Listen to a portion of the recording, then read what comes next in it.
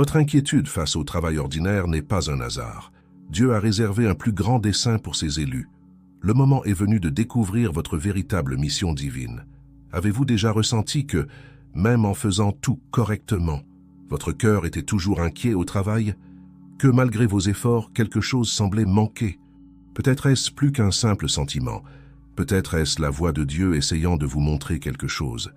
Tout comme un aigle n'est pas fait pour vivre en cage, vous n'avez pas été créé pour une vie qui emprisonne votre âme. Vous avez été fait pour voler, pour accomplir un dessein unique.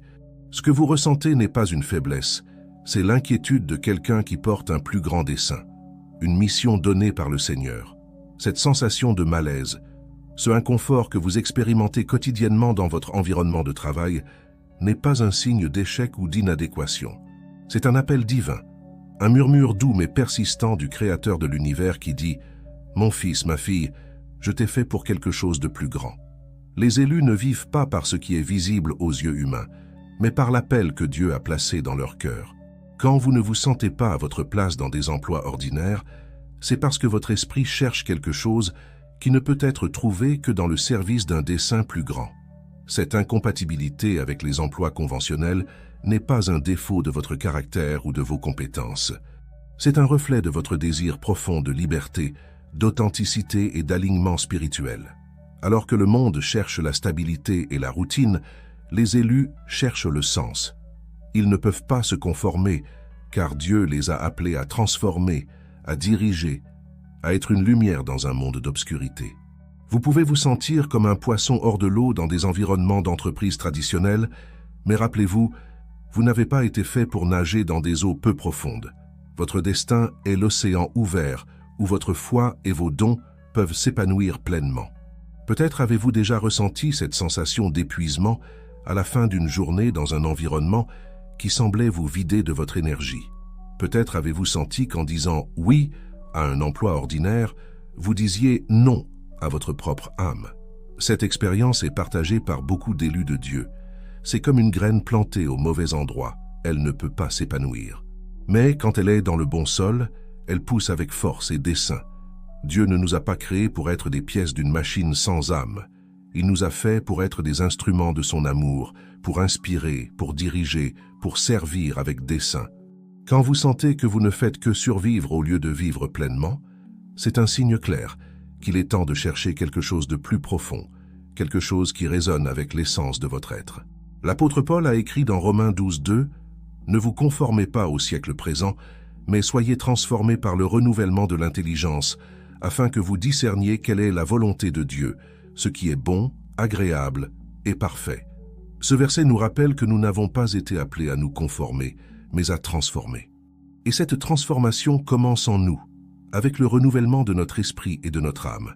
Vous vous demandez peut-être, mais comment puis-je savoir si ce malaise est vraiment un appel divin et pas simplement une insatisfaction personnelle? La réponse se trouve dans la recherche sincère de Dieu et dans l'attention aux signes qu'il place sur notre chemin. Lorsque l'inquiétude que vous ressentez s'accompagne d'un désir ardent de servir, de faire la différence, d'utiliser vos dons pour quelque chose de plus grand que vous-même, c'est un fort indice que Dieu vous appelle à un dessein spécial. Prenez le temps de prier et d'écouter la voix de Dieu. Il parle toujours à ceux qui cherchent. Dans le silence, loin du bruit du monde, vous trouverez la clarté. Identifiez les dons que le Seigneur vous a donnés.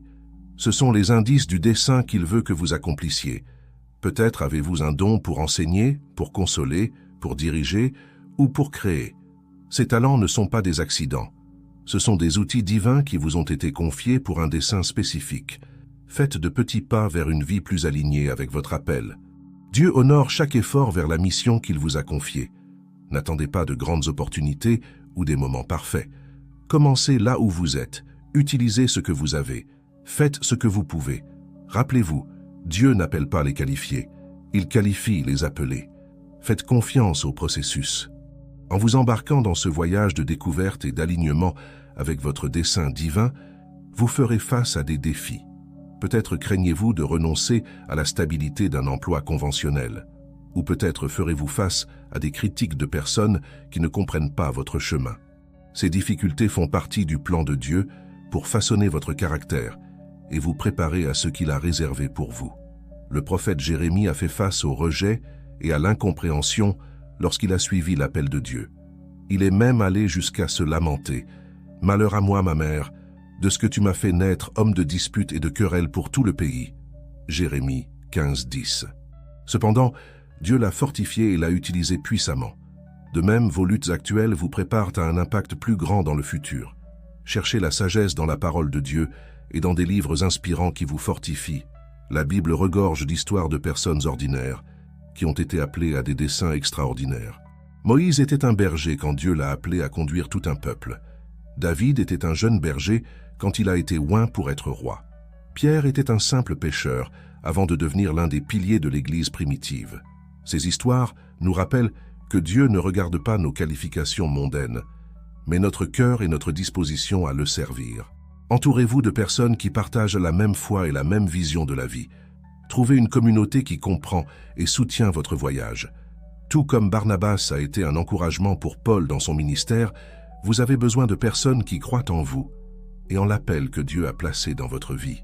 Ces connexions non seulement vous fortifieront dans les moments difficiles, mais vous aideront aussi à discerner et à affiner votre dessein. Rappelez-vous toujours, vous n'êtes pas seul dans ce voyage. Des milliers de personnes à travers le monde expérimentent la même inquiétude, le même appel à quelque chose de plus grand. Vous faites partie d'un mouvement divin, une vague de transformation que Dieu élève en ces derniers jours. Réfléchissez aux paroles d'Éphésiens 2:10, car nous sommes son ouvrage, ayant été créés en Jésus-Christ pour de bonnes œuvres que Dieu a préparées d'avance afin que nous les pratiquions. Ce verset nous rappelle que non seulement nous avons été créés avec un dessein, mais que Dieu a déjà préparé le chemin pour que nous accomplissions ce dessein. Vos luttes actuelles, vos expériences passées, même vos échecs, tout est utilisé par Dieu pour vous préparer à ce qui est à venir. Au fur et à mesure que vous avancez dans ce voyage de découverte et d'alignement avec votre dessein divin, permettez-vous de rêver grand. Dieu est le créateur de l'univers et ses plans pour vous sont grandioses. Ne limitez pas ce qu'il peut faire à travers vous en vous basant sur vos propres perceptions ou sur les limitations que le monde essaie d'imposer. Avez-vous déjà senti que Dieu vous appelle à quelque chose de plus grand? Partagez votre expérience dans les commentaires. Votre histoire peut inspirer d'autres qui sont sur le même chemin. Que croyez-vous que Dieu vous a appelé à faire? Laissez-le ici dans les commentaires et cherchons ensemble des réponses dans la foi. Rappelez-vous, en partageant votre voyage, vous ne vous fortifiez pas seulement, mais vous encouragez aussi d'autres à faire des pas de foi. Si ce message a parlé à votre cœur, aimez cette vidéo et partagez-la avec ceux qui, selon vous, ont besoin d'entendre cela aujourd'hui. Ensemble, nous pouvons créer une vague d'encouragement et d'inspiration, nous rappelant les uns aux autres l'appel divin que nous portons. Abonnez-vous à notre chaîne pour continuer à recevoir des réflexions qui fortifient votre foi et vous aident à suivre le chemin que Dieu a préparé pour vous. Chaque nouvelle vidéo est une opportunité d'approfondir votre compréhension du dessein divin et de trouver des outils pratiques pour vivre une vie alignée avec l'appel de Dieu. Dieu vous a choisi pour quelque chose de grandiose. Même si le chemin semble difficile maintenant, ayez confiance. Il vous prépare pour quelque chose de plus grand que vous ne pouvez imaginer. N'ayez pas peur, n'abandonnez pas. Marchez avec foi car le dessein de Dieu pour votre vie est glorieux. Dans les mots de l'apôtre Paul dans Philippiens 1:6, « Je suis persuadé que celui qui a commencé en vous cette bonne œuvre la rendra parfaite pour le jour de Jésus-Christ. » Ce verset nous rappelle que le travail que Dieu a commencé en nous ne restera pas inachevé. Il est fidèle pour accomplir ce qu'il a commencé. Alors, mon cher frère, ma chère sœur, relevez la tête. Vos défis actuels ne sont pas la fin de l'histoire. Ils ne sont que le début de quelque chose d'extraordinaire que Dieu est en train de faire dans votre vie. Votre inquiétude dans le travail conventionnel n'est pas une erreur, c'est une invitation divine à une aventure de foi.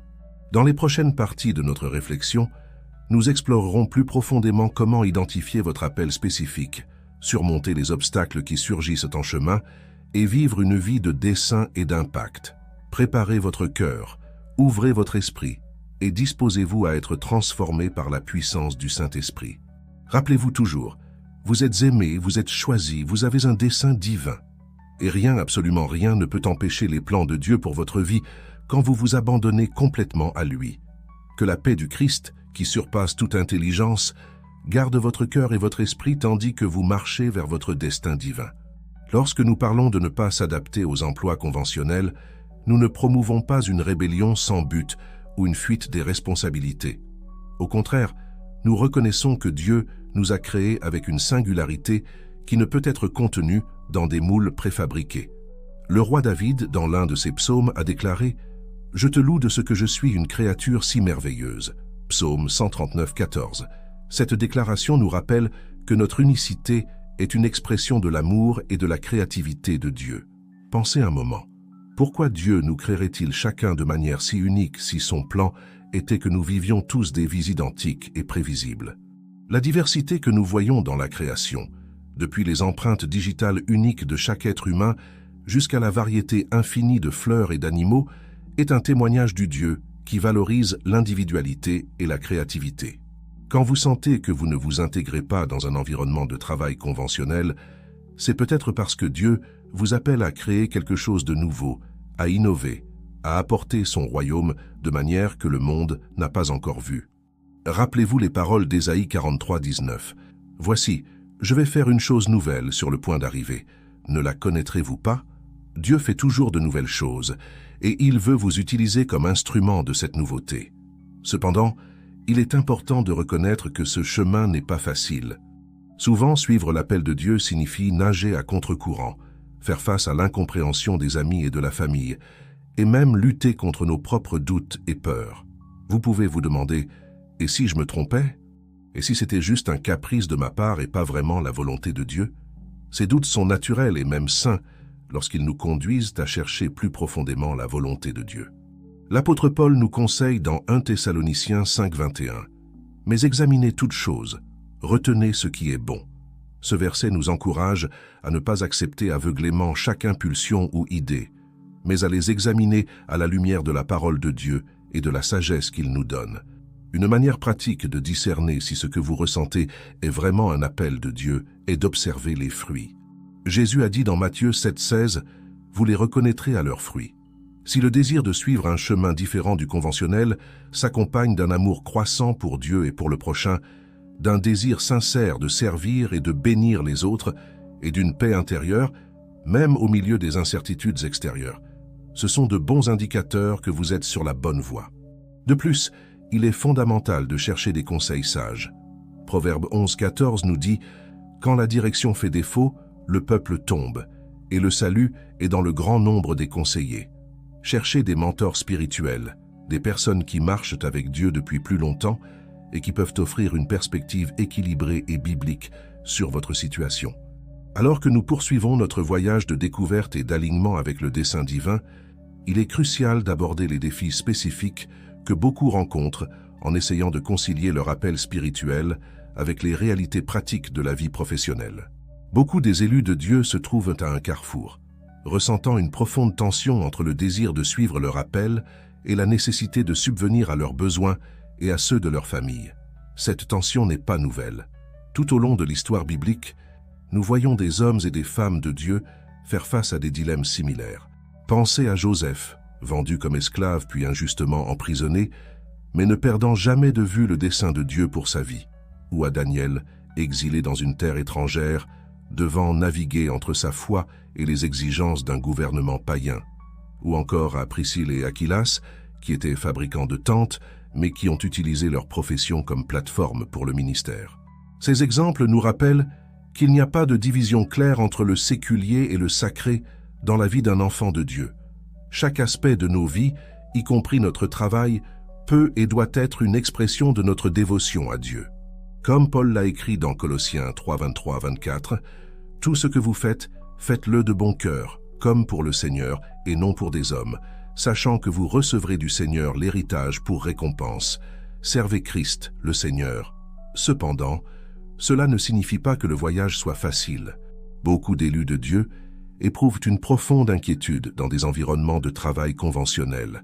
Vous pouvez avoir l'impression de gaspiller vos dons ou que le travail que vous faites n'a pas de signification éternelle. Ces sensations ne doivent pas être ignorées, mais elles ne doivent pas non plus être la seule base pour des décisions importantes. Il est fondamental de développer une théologie robuste du travail. Le travail n'est pas une malédiction résultant de la chute, mais une bénédiction donnée par Dieu, même avant que le péché n'entre dans le monde. Dans le Jardin d'Éden, Dieu a donné à Adam la tâche de cultiver et de prendre soin de la création. Genèse 2,15. Le travail, dans son essence, est une façon de participer à l'activité créatrice et sustentante de Dieu dans le monde. Par conséquent, même si votre travail actuel ne semble pas directement lié à votre appel spirituel, il a toujours une valeur intrinsèque. Chaque ligne de code que vous écrivez, chaque client que vous servez, chaque rapport que vous préparez peut être une façon de glorifier Dieu et de servir votre prochain. La question n'est pas tant ce que vous faites, mais comment et pourquoi vous le faites. Cependant, cela ne signifie pas que nous devions nous contenter d'une situation qui va clairement à l'encontre de l'appel de Dieu dans nos vies.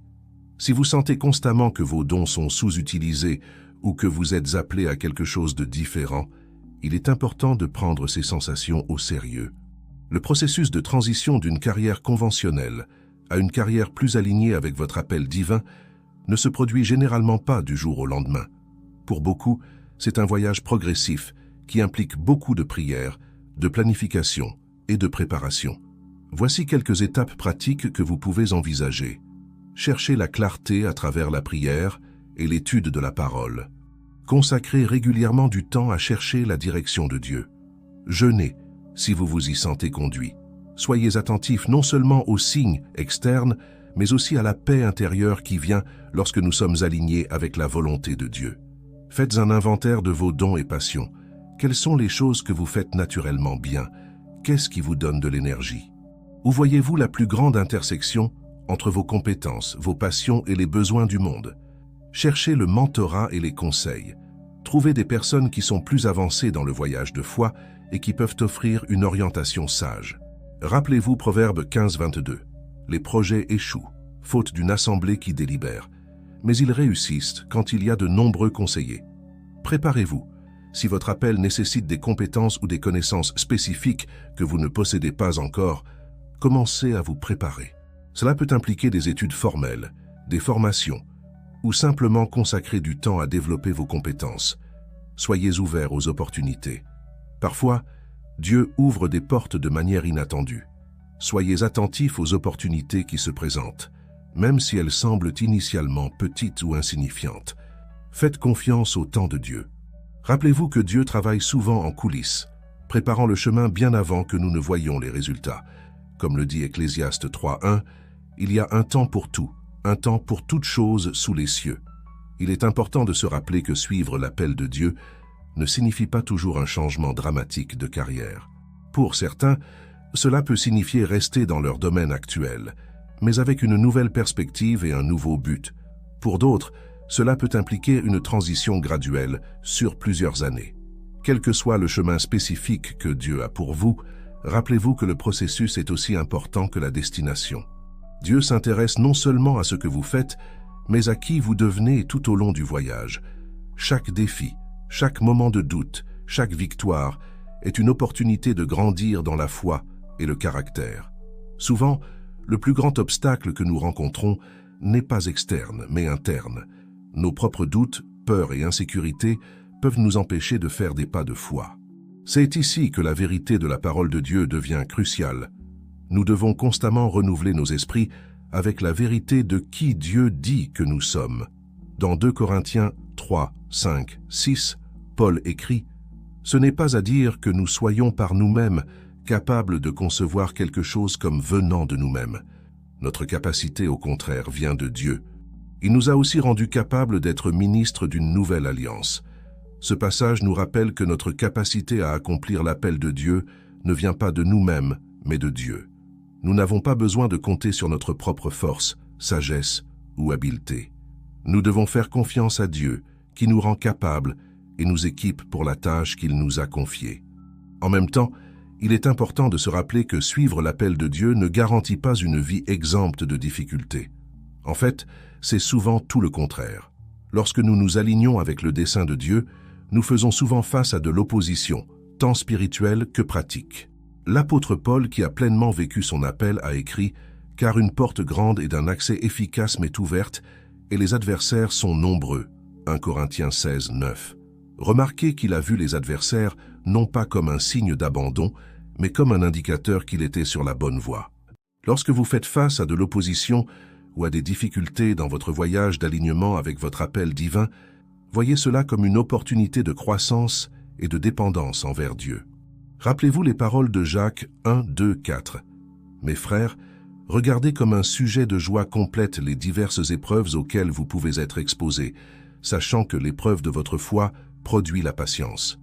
Mais il faut que la patience accomplisse parfaitement son œuvre, afin que vous soyez parfaits et accomplis, sans faillir en rien.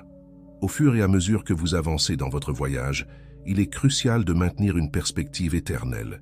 Notre travail, qu'il soit rémunéré ou bénévole, a des implications éternelles. Chaque acte d'amour, chaque parole d'encouragement, chaque expression d'excellence dans notre travail est une manière de construire pour le royaume de Dieu. Jésus a parlé de cela dans la parabole des talents, Matthieu 25, 14, 30. Dans cette histoire, le maître loue les serviteurs qui ont investi et multiplié ce qui leur a été confié. La leçon est claire. Dieu nous a donné des dons, des talents et des opportunités, non pas pour que nous les enterrions par peur, mais pour que nous les utilisions courageusement pour sa gloire. Rappelez-vous aussi que votre appel ne concerne pas seulement vous. Il s'agit de la façon dont Dieu veut vous utiliser pour impacter le monde qui vous entoure. Parfois, nous sommes tellement concentrés sur la découverte et l'accomplissement de notre appel que nous oublions que le but final est de glorifier Dieu et de servir les autres.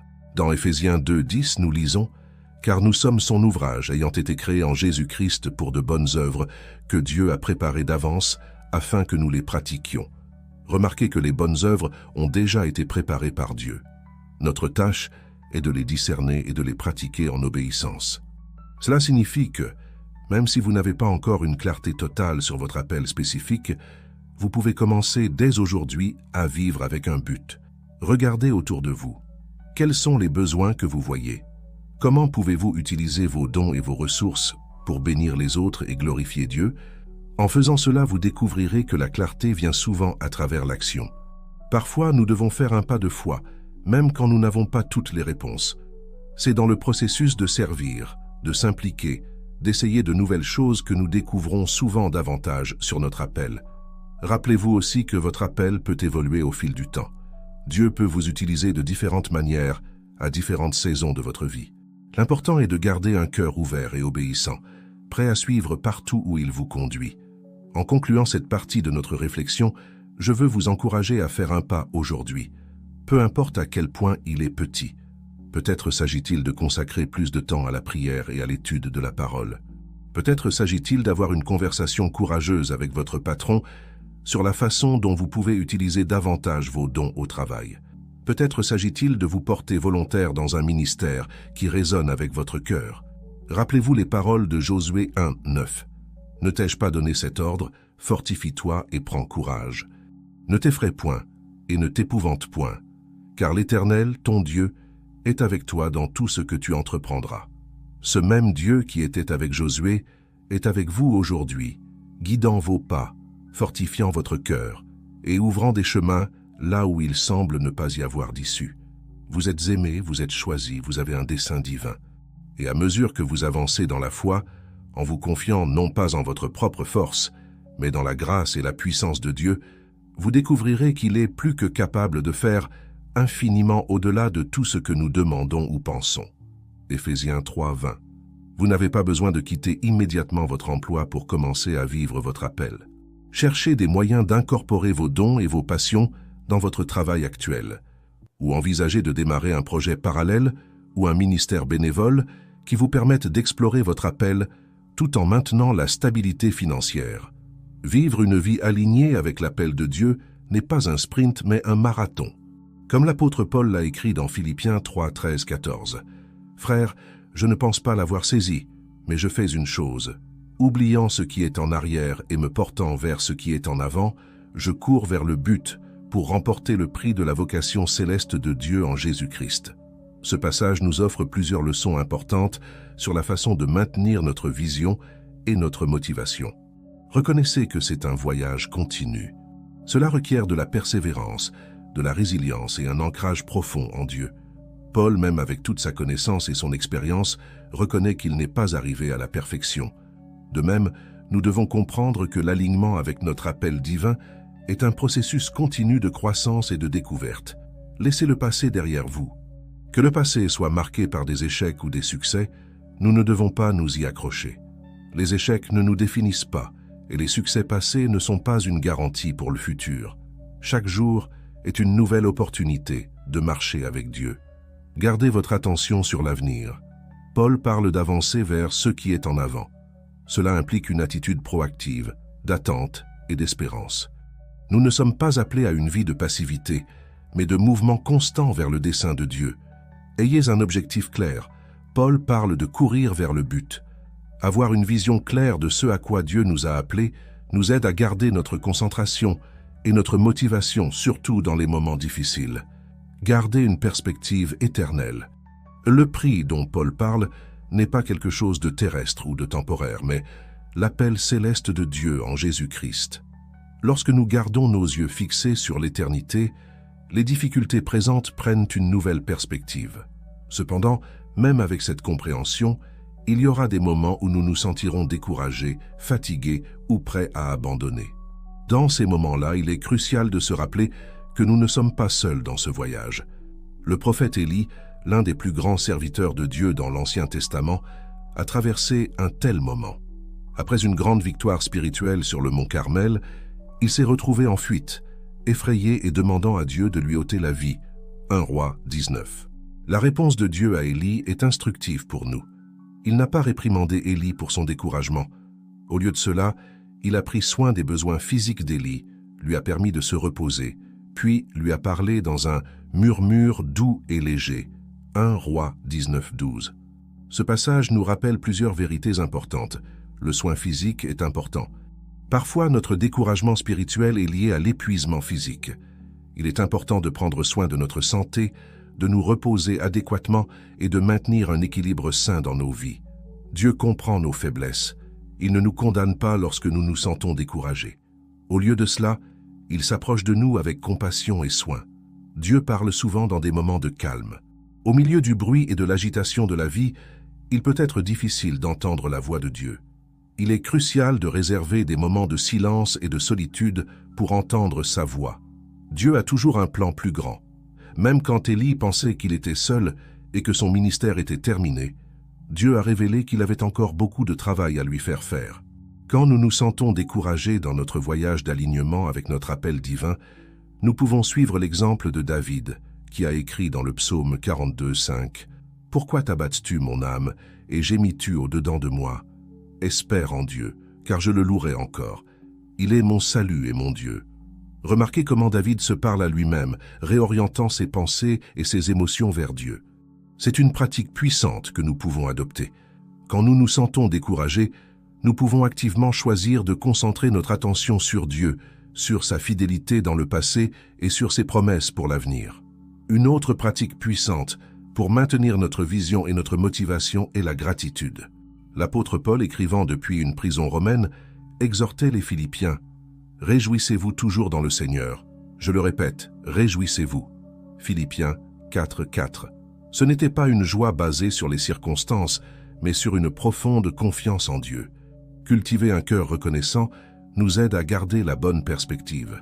Même dans les moments difficiles, il y a toujours quelque chose pour lequel être reconnaissant. Commencez chaque jour en énumérant 3 choses pour lesquelles vous êtes reconnaissant. Cette simple pratique peut radicalement transformer votre perspective et vous aider à reconnaître plus facilement la main de Dieu agissant dans votre vie. De plus, il est crucial de rester connecté à une communauté de foi. Hébreux 10:24-25 nous exhorte « Veillons les uns sur les autres pour nous exciter à la charité et aux bonnes œuvres.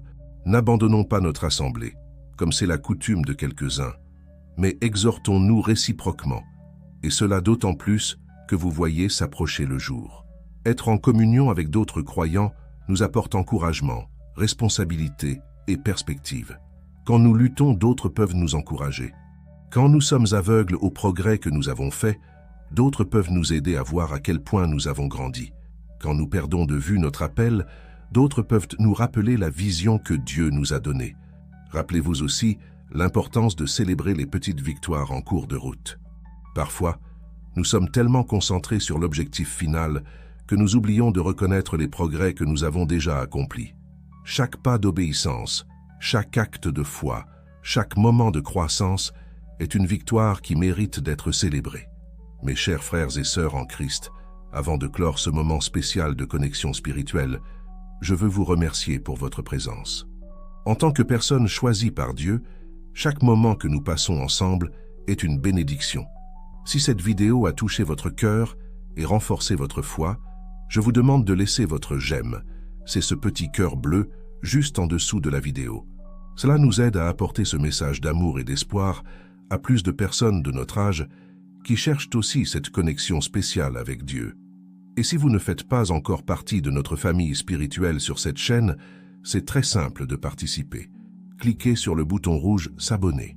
Ainsi, vous recevrez chez vous, via votre ordinateur ou votre téléphone portable, tous nos nouveaux messages de foi et de réflexion. Rappelez-vous, vous n'êtes pas ici par hasard. Dieu a choisi chacun d'entre nous pour former cette communauté d'amour et de foi. Que le Seigneur continue de bénir grandement votre vie et votre famille. Nous nous retrouverons dans la prochaine vidéo si Dieu le permet. Que Dieu soit avec vous.